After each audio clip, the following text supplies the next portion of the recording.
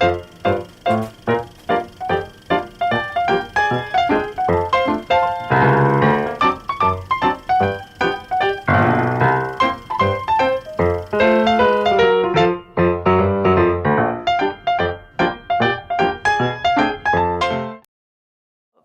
of the things they started doing at the beginning was floating crates in. You had to be out so far. I think it originally was 3 miles you had to be from the coast to anchor a ship, you know, that what do you call the international, the line.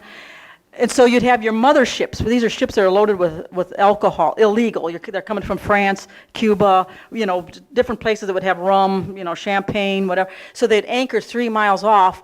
And then when the government saw this was happening, they said, oh gosh, this isn't going to work. So when they moved it to 12 miles out, but by gosh, that didn't stop us. So one of the things they did initially was float the boxes in with alcohol on them. But as you can guess, you know, it's going to hit rocks, they're going to break, they might not make their contact point. So this isn't going to work.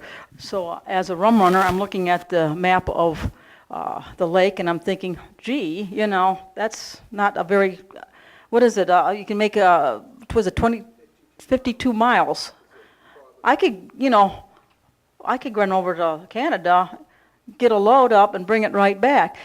So this is what kind of was the birth of the Rum Runner, was the low stockpiles and the fact that people were making alcohol. I always say we like I'm involved, but people were starting to make alcohol that was, you heard of the dangerous concoctions, you know, like needle beer, you know, the monkey rum, Jamaican ginger. These were things that people were just making, you know, bathtub gin. They would put junk in alcohol, you know, like anything to kind of kick it up, to make it stronger. They was using wood alcohol. They used formaldehyde.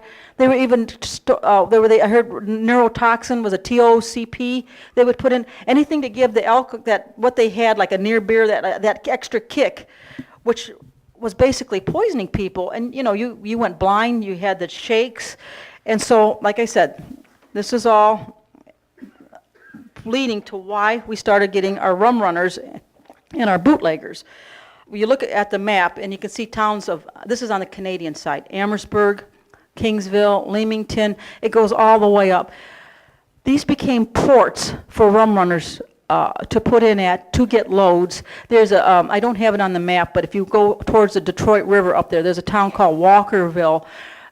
The whole village was involved in basically helping us quench our thirst, right down to the little children helping to load the boats up.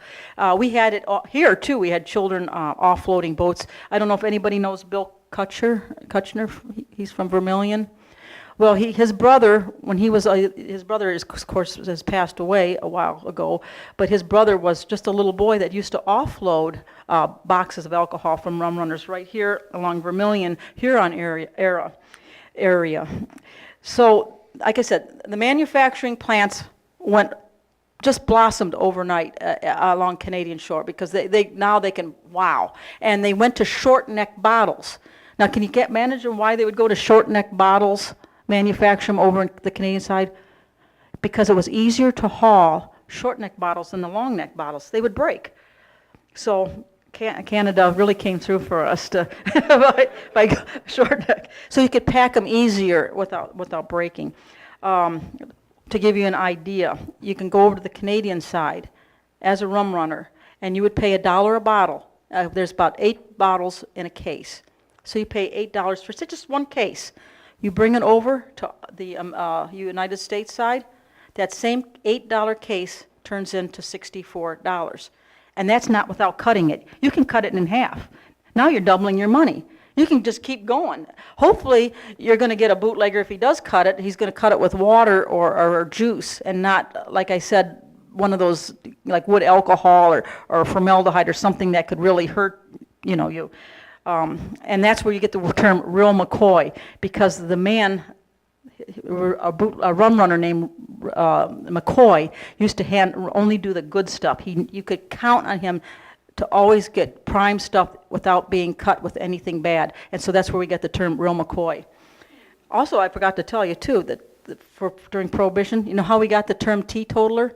Nowadays we call teetotalers people who abstain from alcohol. Well, back then, a teetotaler just meant a person who was tempered. You thought alcohol was okay, but you just had to control it and not get drunk. So people who supported this temperance movement, which it meant temper, you know, it doesn't mean abstinence, it meant temper, they went around and they filled out a sheet.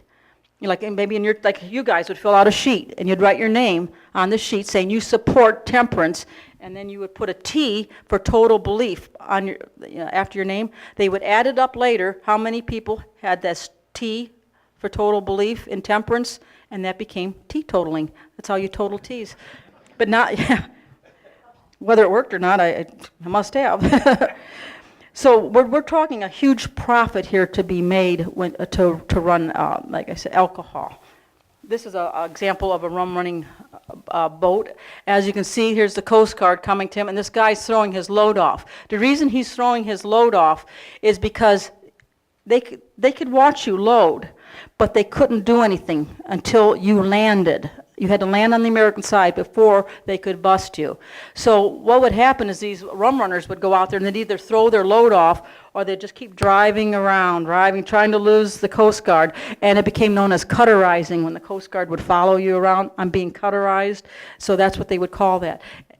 It started changing towards, as things got more nasty in the mid-20s and later 20s, the Coast Guard just was about, you know, had it with this cutterizing, and they started becoming more aggressive because this was getting so out of hand and crime was getting so big, and they were so frustrated, and they were basically also endangering their lives.